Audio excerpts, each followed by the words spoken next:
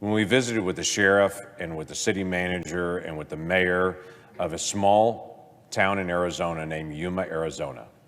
Yuma, Arizona is right on the border. It's an ag community. If you've eaten a salad in the past year, you've eaten something from Yuma, Arizona, because they grow the vast majority of the lettuce for our country. Yuma, Arizona, 3 years ago, and in that area, had 8,100 people illegally cross in that year. For that one small town, they were trying to manage 8,100 people crossing 3 years ago. This past year, Yuma, Arizona had 310,000 people illegally cross through their area.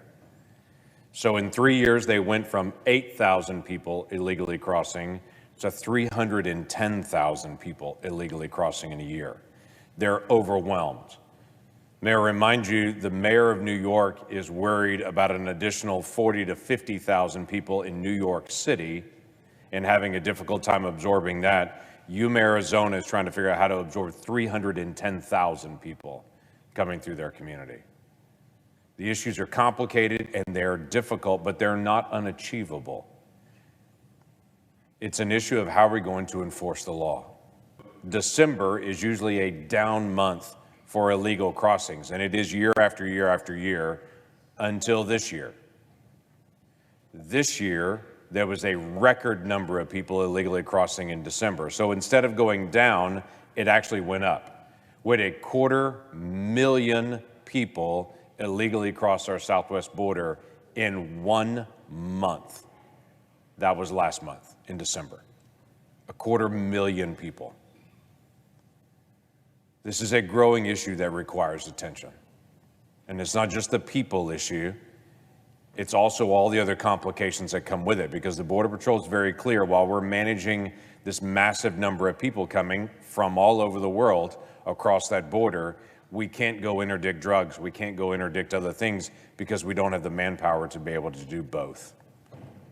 So again, last month, drug seizures in the United States increased 17.5%. In 1 month, it went up. This is an issue that requires real focus. And my concern is the numbers are so large and it is so out of control that people are just saying, it's too big, I'm not going to deal with it. But the chaos along our border is continuing. Now, the administration has made some bold statements of late. They said we're going to dramatically increase the number of people that are going to have expedited removal attached to them. Now, that sounds really severe, expedited removal. They're going to have expedited removal when they get there, except when we ran the numbers to be able to look at it, how many people are actually removed that get expedited removal, the number came back 7%. So expedited removal doesn't actually mean removal. It's just a title that's being placed on individuals. So nothing's really changing there. And as I mentioned before, these are not just individuals from Central America or from Mexico. These are individuals coming from all over the world. When our bipartisan Codell was down on the border a few weeks ago, we watched 2 individuals that had just been picked up by Mounted Patrol as they were running across the border, but they were not running faster than the Mounted Patrol was able to catch up with them, and they were able to arrest them. Those 2 individuals were Chinese nationals that were making their way across the border illegally at night, running from the Border Patrol. People from all over the world are coming because there's an invitation to illegally cross the border. People are coming right now because it is actually easier to get a job in America.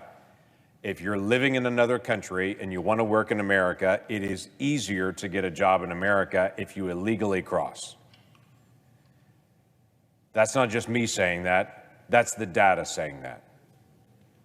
If you're outside the United States and you apply for a work visa and want to be able to come in a legal, normal process to be able to go through, currently it is 6.5 months to be able to get that work visa. 6.5 months. But if you illegally cross our border and you're labeled with parole, which is the mass number of people are labeled with parole when they illegally cross our border, you get a work permit within 3 to 4 weeks. So you could legally do this and wait 6.5 months, or you could illegally do this and you get it in 3 to 4 weeks.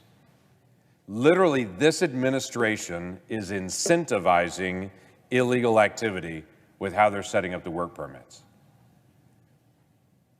Listen, there's a lot of things that this Congress needs to do to be able to deal with illegal immigration, and I've stated over and over and over again. The asylum laws need to change. We've got to do a real fix. This is the issue, and it's been multiple administrations have said this is the problem. In fact, this administration, just in the last month, has floated the idea of changing the regulation on how they actually handle asylum, and I have affirmed them for that. That has got to change the way it's being implemented. It also needs to change in law in the way that we handle it here. But there's also the legal process of actually enforcing our laws on the southern border that will make a significant difference, not incentivizing individuals to be able to illegally cross our border. There are things the administration can do, and they're not doing currently. There are things that this body needs to do that we've not taken up. 250,000 people illegally crossed our southwest border last month. When are we going to act on this problem? It needs to be now.